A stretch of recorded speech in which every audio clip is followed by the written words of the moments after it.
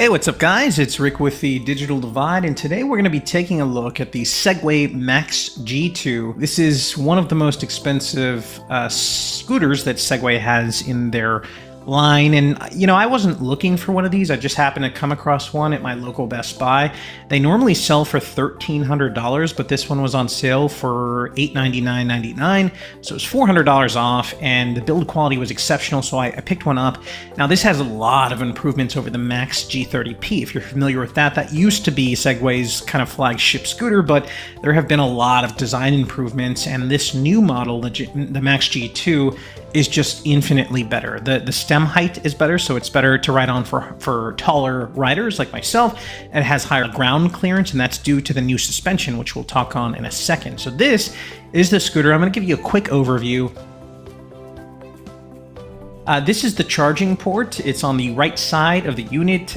Just disregard the scratches on the plastic there. I've been riding this thing pretty hard, and I took it on some off-road tracks recently, like a bike trail in my area. But you can see that it has dual shocks on the back, and again, there's one on the left and the right, and both of these are completely adjustable, so you can make them harder or softer on either side depending on your preference, which is really cool. Now this I bought separately. This is a cell phone holder. I use GPS navigation a lot. The handles have this really nice textured rubber grip. If you hold the button down, it'll power on the display here. Now, on the display, you'll see the battery level indicator, your Bluetooth connection status, and then S stands for sport mode. If you double click, it'll go to eco mode, and if you double click again, it'll go to just your basic drive mode. I like to keep it on sport mode because I'm typically driving less than 20 miles. By the way, this cell phone holder, I can't recommend enough. Now, if we tap on the power button once, it will turn on the headlight. And I know you can't tell from this video because it's the middle of the day. This thing is really, really bright at night, which is awesome. And as a positive, when you turn on the headlights, it automatically activates the rear brake light so that you're super visible when riding at nighttime, which is just awesome. And that rear brake light can get brighter when you actually apply the brakes, just like a car. Now, built into either handle are your blinkers. So you have left and right blinkers that are super bright. The control for that is here. And as you can see, it is super, super bright. Nobody is not going to see you if you're driving at night. This thing has a ton of nighttime driving safety features. And then there is a very loud horn above the blinker indicator.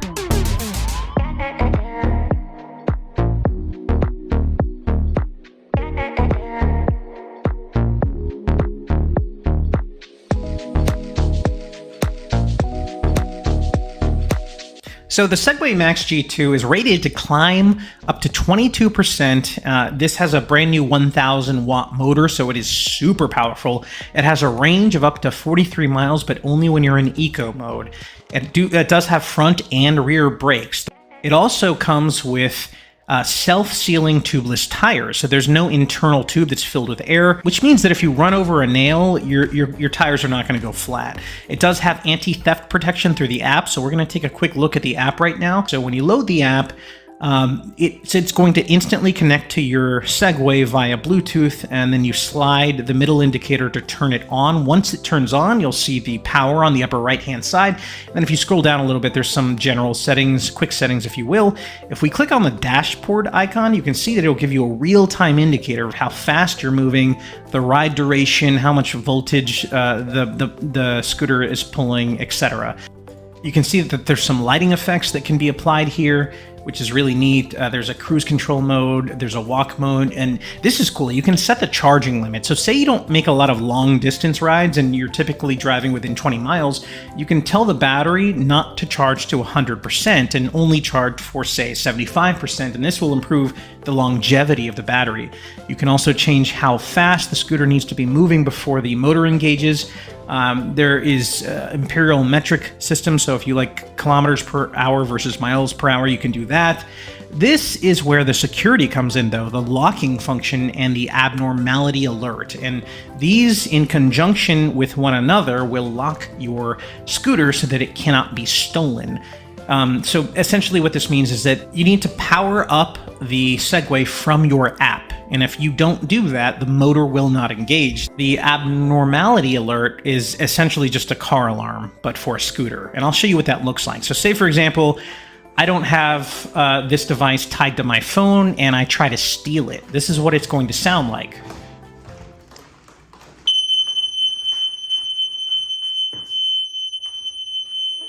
Now, the scooter also works with Apple Find My Device. So if you forget where you parked your scooter, this app will show you exactly where it is. You can get to it without any issue whatsoever. The app also lets you control the speed of the unit. As mentioned, the hydraulic suspension and adjustable double rear spring suspension make driving on uneven pavement or sand just incredibly comfortable and smooth, especially if you've ridden scooters that don't have this feature. So, I mean, this thing is as premium as it gets for a scooter. It is just a fun little thing to toy around with during the summer, but you're not going to want to rely entirely on the app for protection, which is why I bought this. And this is a very, very hardcore and heavy bike lock, so it's a physical lock.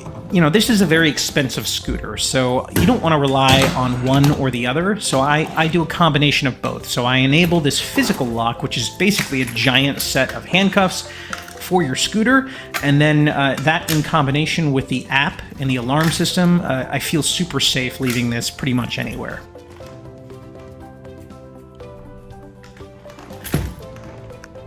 So the scooter can be folded in half almost entirely, and to do that, on the base of the stem here, there's a switch that you're gonna push upwards, and then once it's in the upwards position, you can pull down on this lever.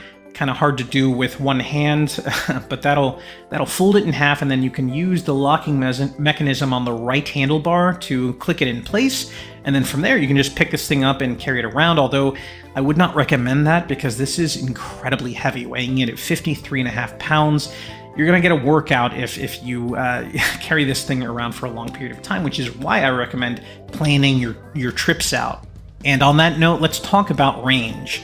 So this thing is being advertised as having a range up to 43 miles, but that's only in eco mode, and that depends on your weight and the terrain that you are driving on. If it's uphill, it's going to be a lot less. If it's downhill, it might be a little bit more. But I'm a big guy. I'm just under 6 foot tall, and I weigh about 190 pounds. So for me, in my testing, in eco mode, I got about 38 miles, and in sport mode, I got about 25.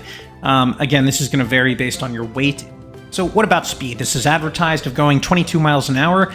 That is 100% accurate. This thing will effortlessly move you regardless of your weight. This thing manhandles me. It is incredibly fast. So back to the app. Speaking of speed, if it's too fast for you, you can go in and change that. If we scroll down here, we can go to customize settings of sport mode. And again, this only applies in sport mode, but you can set the maximum speed. You can reduce it if you like. You can set the acceleration settings so that it goes as fast as possible, or it accelerates a little bit slower if you like. And again, I mentioned earlier that this thing has rear shocks and front shocks. Now, if you're going to be buying one of these, I highly recommend picking up a little bag like this that will hold both the lock, your wallet, your keys, so that you can be completely hands-free when you're riding it. That makes it super comfortable, and I would also recommend a helmet. Now, you don't need one legally in most states to ride this, but I think it's a must. So what are my overall thoughts on this? Having spent $900 on it, is it worth it? The answer is absolutely yes, but it kind of depends on the person. So I don't drink very much anymore. I don't party very much anymore. I got that out of the way when I was younger, but here's one example of when having this was useful. Some of my friends convinced me to go out the other day for a couple of drinks. And again, rare occurrence for me, but I said, sure, why not? I can't hermit all the time. So I went out, had a few drinks. During happy hour, I realized, you know what? I don't feel comfortable driving home. So I called an Uber to take me home, and I left my car in the parking garage of the restaurant that we were at. And the next day, rather than spending another $20 to get back to my car, I just took my Segway back to my car, threw it in the trunk when I got there, and then drove home. Another example of intended use case for this thing, I plan to go to the beach relatively soon. And as most of you know, if you get a hotel right on the beach, it's super expensive. But if you get one that's like 2 or 3 miles away from the beach, not as expensive. So in this scenario, I plan to get a cheaper hotel room that's like 2 miles away from the beach, and then I can take my Segway to the beach, have all the fun I want at the beach, not have to worry about finding parking or paying for parking. I can just chain this up to anything that is solid, and then get back to my apartment afterwards and save me a bunch of money that way. There's so many use cases for this, especially if you live in the city. But that's enough ranting for me today, guys. This is a shorter review, but I just wanted to cover it because I did pick it up recently and I'm having a lot of fun with it. As always, thank you for watching.